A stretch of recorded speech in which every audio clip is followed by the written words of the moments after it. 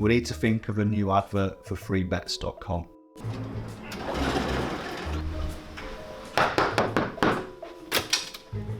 Get your best betting offers from freebets.com. Yeah, that'll do. The following deals are now live. Matt Lenihan for Boxing Social in association with Forged Irish Stout, Empire Fight Store and freebets.com. Delighted as always to be joined by Gareth A. Davies. Gareth, it's been a while since we've caught up. How are we, bud?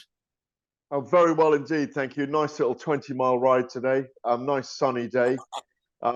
Before writing a few pieces, did a big piece of Bob Arum over the weekend. It's in the Sunday Telegraph today about Saudi Arabia becoming the new Las Vegas in terms of a destination for big-time boxing. Talking to Bob about 60 years of heavyweight boxing in Las Vegas. Fascinating. Going back to all the way to Sonny Liston and Floyd Patterson, believe it or not, in 1961, when he was a newly minted Harvard lawyer, asked to withdraw the funds that were made from the fight because of racketeering at the time. And obviously, it led to him meeting Muhammad Ali a couple of years later. And obviously, the rest is history. Muhammad Ali, all the big fights, you know, the great middleweights, the Four Kings through the 80s, Floyd Mayweather, Oscar De La Hoya. I could go on, Manny Pacquiao, Tyson Fury today, all these great fighters who he had a hand in, but talking specifically about how the electronic ages have changed. And, you know, I think he's right. I mean, I don't think there's much doubt about it that His Excellency Turki Al-Sheikh, the General Entertainment Authority, the Riyadh season, they want to become the go-to destination globally for sport and entertainment for, what is it, you know, 5.5 months of the year. And it's a fascinating time to be involved in all of that. So it's always good to catch up with Bob. Nice 56-minute interview that's coming out later, as well as a YouTube podcast or vodcast, as whatever you call it. But I'm very well, thank you. Nice little 20-mile ride today because the sun was out. A bit of packing, a couple more stories to write. Just writing a piece about Deontay Wilder and his ayahuasca retreat while he's been away for the Telegraph for tomorrow. But really looking forward to next week, and barely slept all weekend with TalkSport shows and up through the night watching Sonny Edwards and Bam Rodriguez, or Rodriguez and Edwards, the UFC event in Las Vegas, and catching up with Josh Kelly's performance as well in Sunderland. It's been an interesting weekend. We'll come on to Saudi Arabia shortly, and we're both going to be there. But let's just talk about Bam Rodriguez versus Sonny Edwards. Bam Rodriguez with that performance, I think he was in many people's eyes, but pound for pound, you know, he's an exceptional fighter. And Sonny Edwards with a good performance. Just give me your sort of initial reaction to the fight, the stoppage, and what you made of it. It was a really entertaining fight. It wasn't the fight many of us were expecting. Sonny Edwards seemed to have eschewed the idea of his normal movement and planted his feet from the get-go. Whether that was the game plan and they wanted to try and get Bam's respect early and then move, that didn't happen, and he ended up in a dogfight, which suited Bam Rodriguez. I thought Rodriguez was fantastic. I thought Sonny Edwards was magnanimous afterwards. I think he was very honest. I think he did have problems with the eye. There's no question about it from early in the fight. Fought the wrong fight, and I'm just saying that from my armchair with hindsight. I think if he fought him again, he'd do it in a different way. You know, that movement we've seen in his last 5 fights in the world title fights, in which he's fought opponents, by the way, with records of 120 wins and 5 losses if you accumulate those 5 guys. And he was phenomenal in all those fights, and he was hit and not be hit in all of them. Last night, he was hit and hit. He was taking 2 to give 1. So it was a choice. Even Grant Smith in his corner was urging him to get on his feet and get on his bike and move a little bit. But it wasn't going to happen. It was a small ring as well, remember, I think. Yeah. From memory, Bam had asked for a 16-foot ring, I think it was. But Bam Rodriguez proved how very, very good he is. I mean, obviously he's got a win over Ring Versailles, the Thai fighter who'd beaten Chocolatito once, and I think lost once as well to Chocolatito the first time in New York. Even though he got that victory, he's a very accomplished, very young fighter with a lot of power. 12 knockouts now from 21, or 12 stoppages from 21 fights. Sonny seemed disappointed afterwards, but without his spirit broken. And I really like that about him. I think he's a very strong character. He'll be in a lot of emotional pain, maybe even spiritual pain afterwards. Certainly physical pain, as if that orbital socket is broken. Will he be the same fighter again? I think he probably will, but it'll be a different one when he comes back. But it's a very entertaining fight, because you just wondered. My scorecards over there, I think from rounds 4 onwards, I've had Bam dominating. I think I had him up 98-92 at the end. I think that's what I had it. It would have been 98. Let me just check. Let me get it. Yeah, no worries.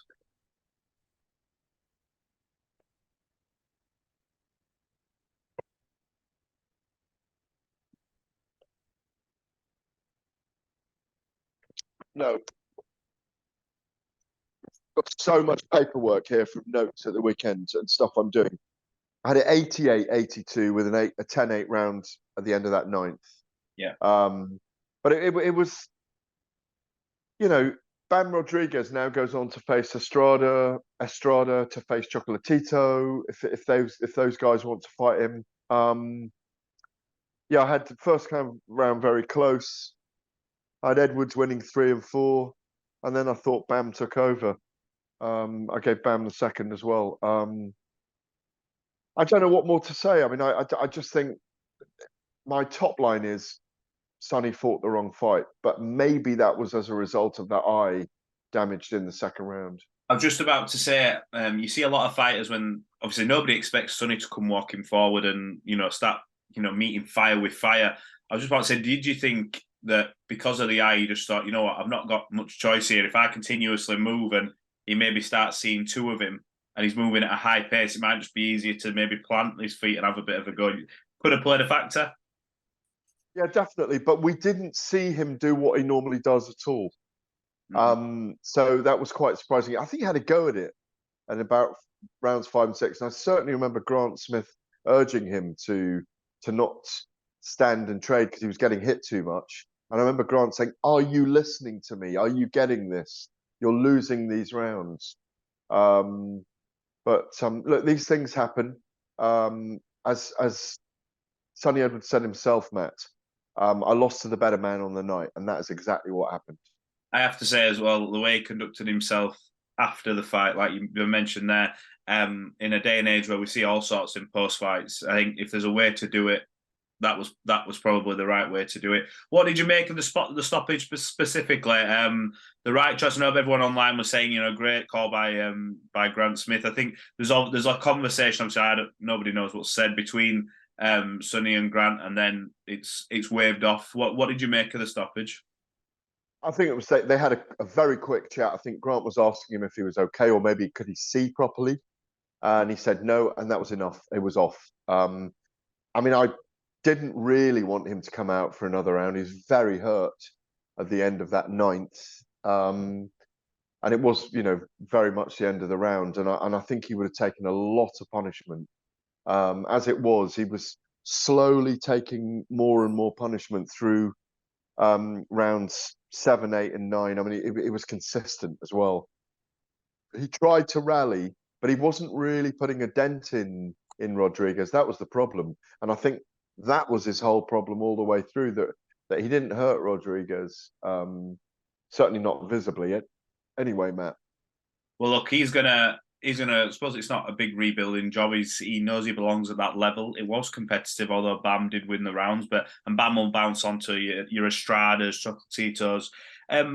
Moving away from that, just want to ask you, we know that this Conor Benn fight and Chris Eubank Jr. fight has seemingly fallen through for whatever reason. I know Eddie Hearn sort of hinted, look, this is about money. He's asking for too much money. Conor's had his say. But now we're hearing a lot of talk about Conor Benn and Devin Haney. Devin's just won a title at 140. Has always talked about going to 147. It is a huge fight in the UK. But what do you make of that sudden shift from Chris Eubank Jr.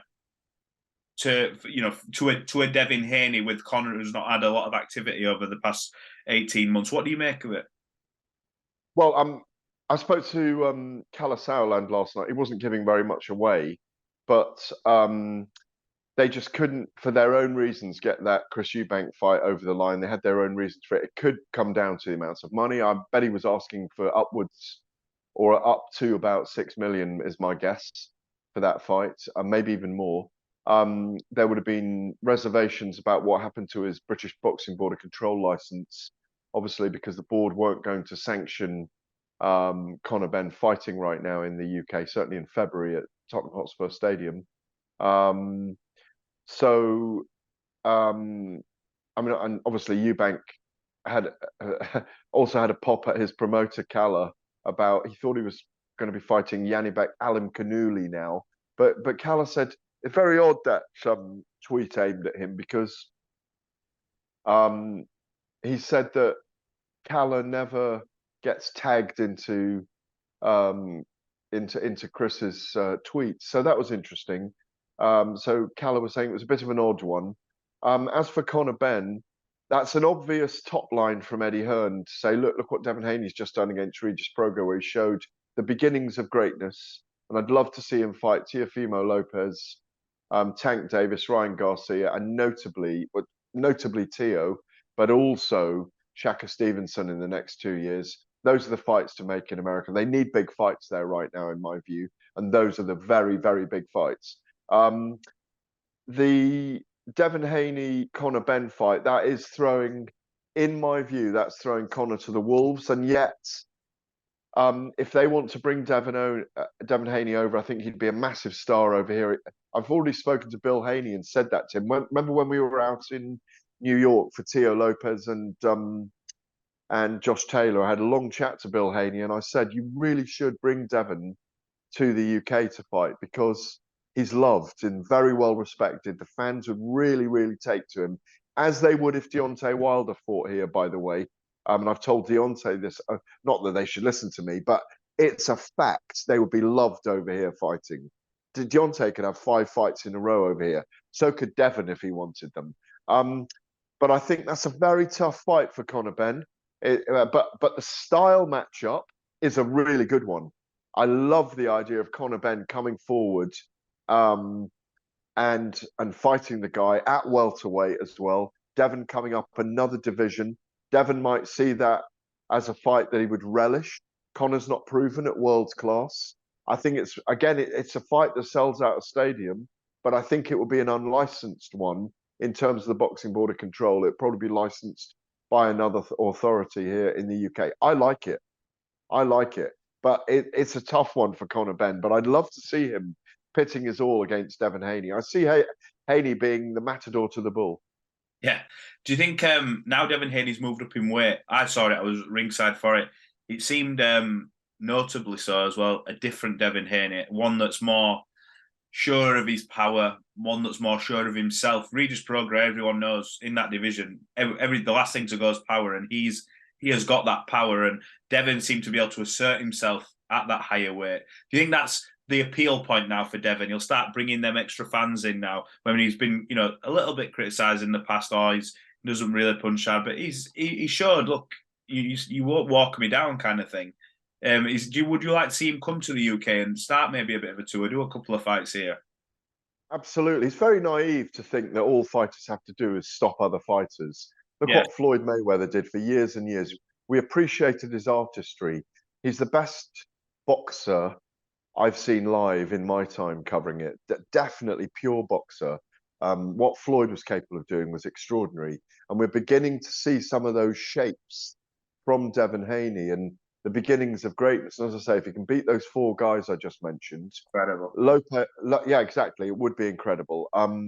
But they will probably spread them out in between. So that's probably 8 fights in all. I think as Devin goes through his 20s now and gets to 30, he'll probably go up to welterweight and even light middleweight, or super welterweight as it's called now, 154 pounds, because physically, look at his jawline, you look at his neck, you look at his upper body, which is very large. He's got broad back.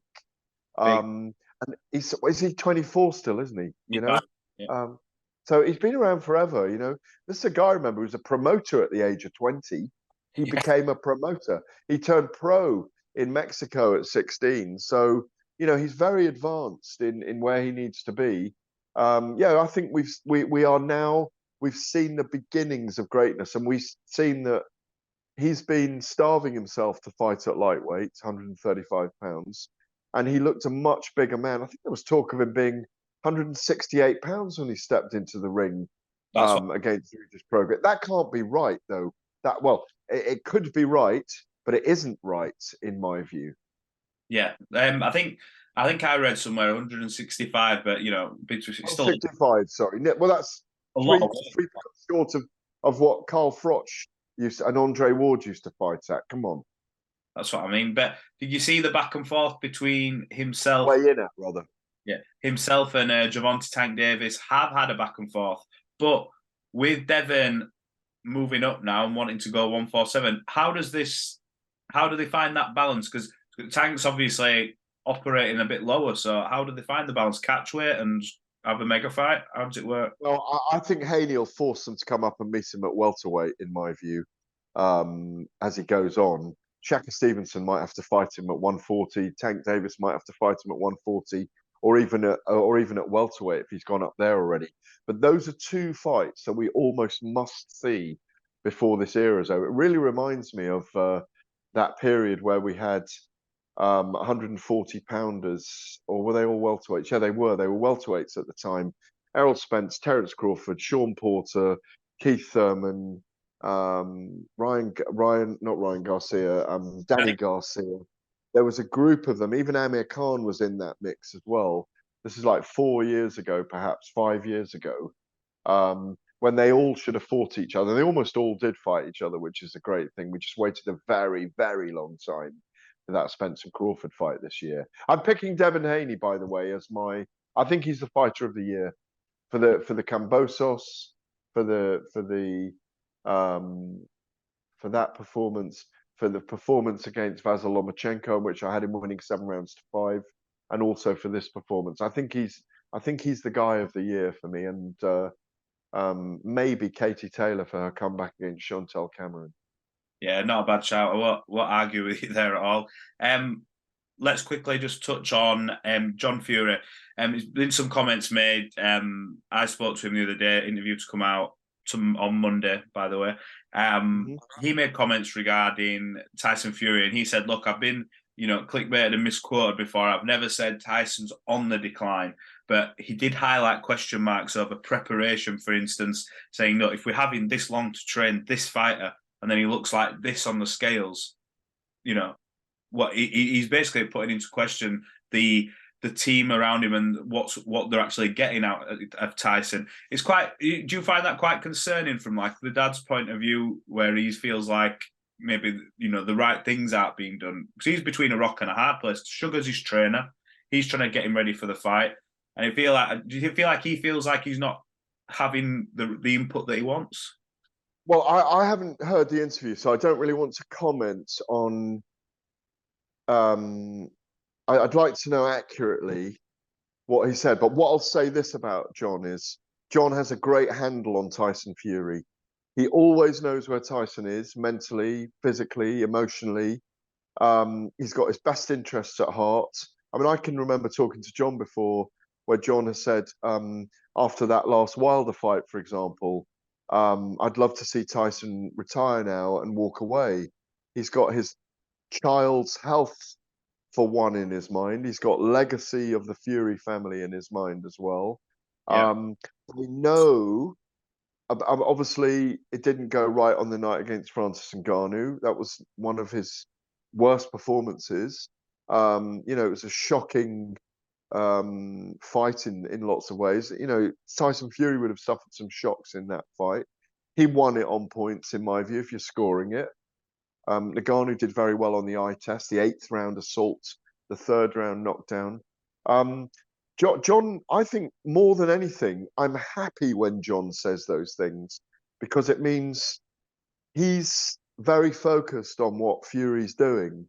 And I think that's a good thing for Tyson Fury. Alexander Usyk is a problematic opponent for Tyson. This could be a standoff chess match. Tyson could be aging. We don't know. He's 35 now. He's had a long career. He's probably only got maximum 2 or 3 fights left. So I think it's good that John's raising all those things that you mentioned, because all he's doing is he's very honest about these things, John. And I think Fury really needs to, if he's really on his game against Alexander Usyk, I think it'll be a close fight that Tyson Fury wins.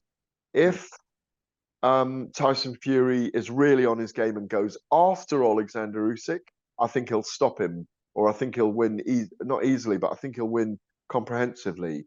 If it's a very fascinating fencing and chess match, I think it's going to be a very close fight. I'm already on record as saying that something in me is saying if they box like that, it might well end up being a weird, controversial split draw, and they'll do it again. I believe they've signed for 2 fights anyway. They're both earning extraordinary amounts of money, we hear. No, I'm always happy when John makes a comment about Tyson not having enough time, as he said the other day, or it's because he's got genuine concerns about his son's next performance. I think it's a good thing, Matt. Well, look, we've covered quite a bit there. I think what we'll do is we'll put a pin in it for now, because we're going to be in Riyadh very, very soon, and we'll have a bit of a further catch up there, and we'll see how everything's going to pan out with 2 huge main events there in Deontay Wilder, Joseph Parker, Joshua Walling. Plenty to digest and take in. So look, Gareth, as always, appreciate your time. Thanks for taking time out of your day, and we'll catch up in a day or so. Absolutely. Let's have a chat after the red carpet on Tuesday night. Do an interview then. 100%. Gareth, appreciate it, bud. Cheers. We need to think of a new advert for freebets.com.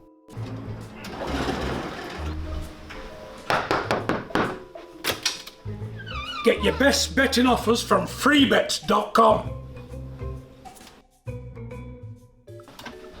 Yeah, that'll do. The following deals are now live.